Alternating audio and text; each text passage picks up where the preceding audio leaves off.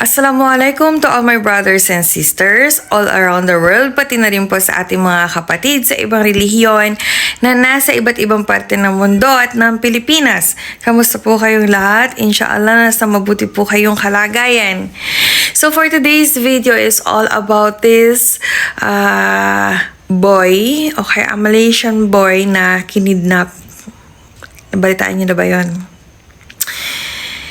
Well, ako kasi as much as possible, iniiwasan ko yung sarili ko na makakatackle about mga bata. Kasi syempre, I'm a mother and masyadong malambot ang puso ko when it comes to children.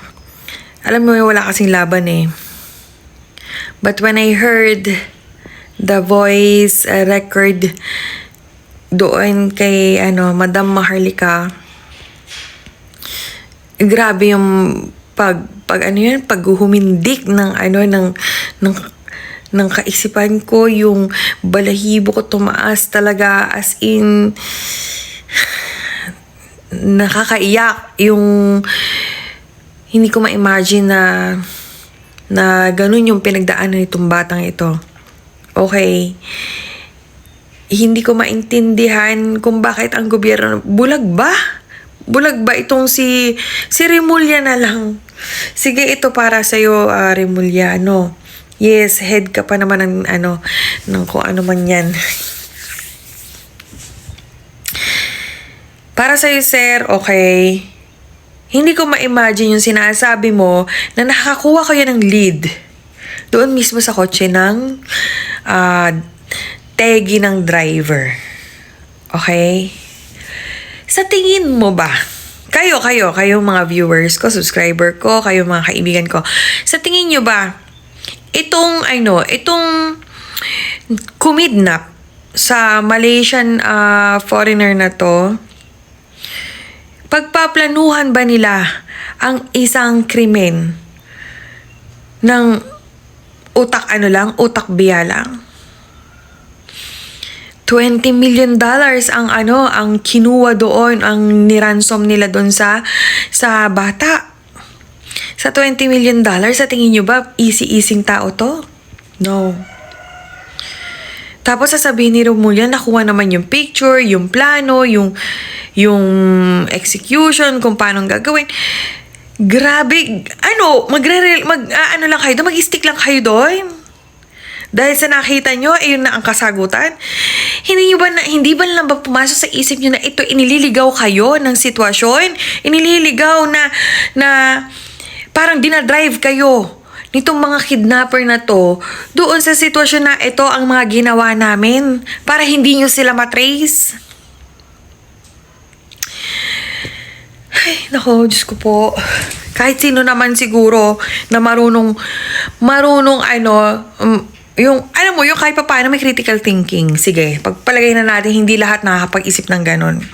Pero, ikaw, as investigador, magre-rely ka doon sa mga ebidensya na nasa loob na ng kotse, na ikinalat lang doon.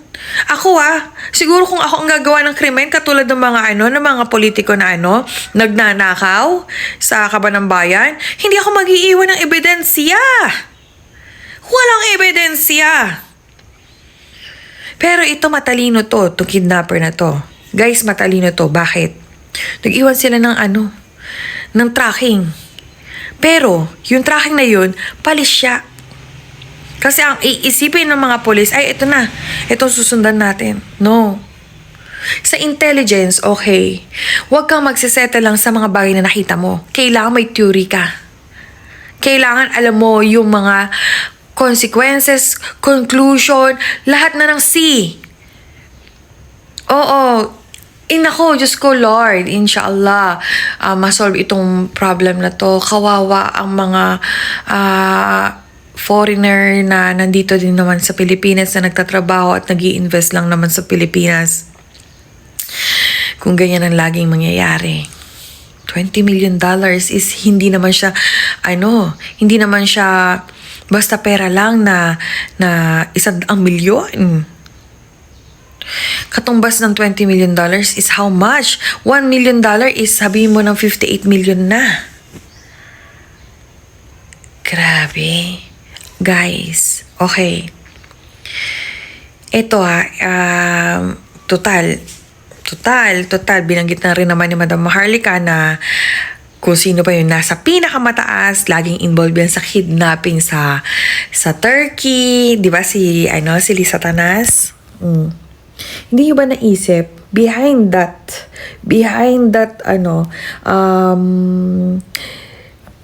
kidnapping, sino kayang mataas ang nandyan sa likod nila? Kasi, sa panahon ngayon, kabi-kabilaan ng CCTV, pero bakit hindi na-trace itong kidnapping na to? Hindi lumabas until may nag-expose. Bakit ang mainstream media hindi inilabas ito? Ang daming bakit. Diba? Ang masaklap pa nun, sasabihin ni Remulla na nakauwi na po siya and he's healthy. He's healthy without his pinky. Daliri. Pinuto lang daliri niya, katunayan lang na nasa kanila ang bata. Ipinakita sa magulang para bayaran itong kidnapper ng $20 million. Healthy. Imagine niyo yung sakit, yung palahaw ng bata habang nakatape yung bibig niya. Sigaw siya ng sigaw. Maririnig niyo doon sa video ni Madam Maharlika. Hindi ako makamove on. Grabe. And yung sinasabi kasi ni President Marcos, di ba, na mas safe daw ngayon ng Pilipinas. Kabi-kabilaan ang nakikita natin nagda-drugs. Kabi-kabilaan ang nakikita natin kahit sino na lang pwedeng manaksak sa daan. Alam mo yun, yung krimen, wala nang takot na naman ng mga tao. Ito, may kidnapping pa. Tapos, idadrive nila ang issue sa Pogo na naman. Diba?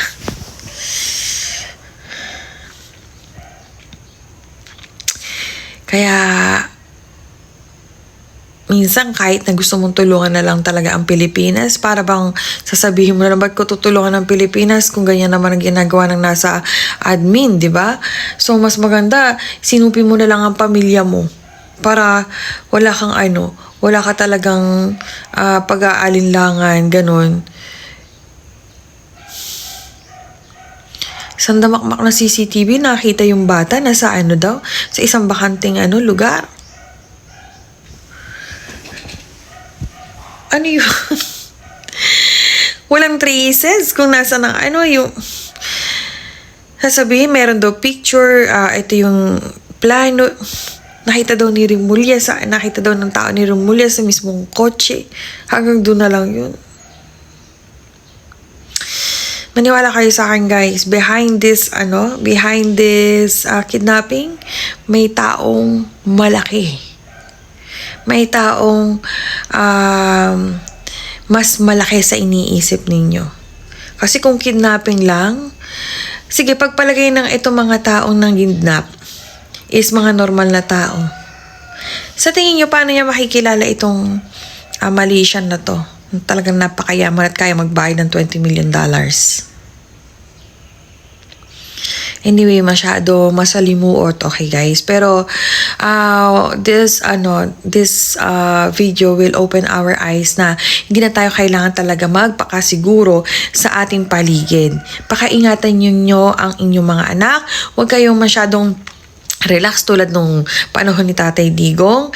Ngayon po, bantayan ninyo mga anak nyo as much as possible. Hatid sundo ninyo. And kayo rin po, mag-iingat din kayo dahil napakadami nang nangyayari sa paligid. Okay po. Yun lamang guys. Maraming salamat sa inyo sa patuloy ninyong pagsuporta sa akin. Inshallah, nasa mabuti po ang kalagayan nating lahat. Wala po tayong problema. Help po natin maging maayos. Ipagdua ko po yan. At yung buhay po natin, patuloy natin na magabayan ang pangangailangan ng ating pamilya. At ihingi natin ng tawad lahat ng mga nangyayari sa buhay natin, yung mga nagagawa nating kasalanan sa Panginoon at kay Allah. Okay po?